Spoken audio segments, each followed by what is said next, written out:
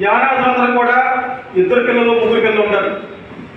ఒక్కరిని కూడా స్కూల్ పంపించే ప్రయత్నం చేయట్లా. ఎందుకు చేయట్లేదు? పిల్లల్ని చదివించాలి.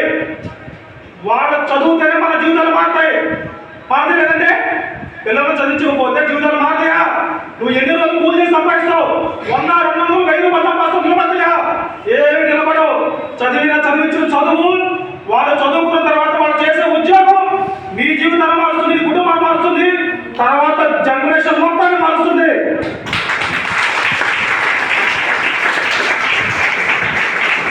అదే క్రమంలో చదువుకుంటే ప్రశ్నించే తత్వం వస్తుందా?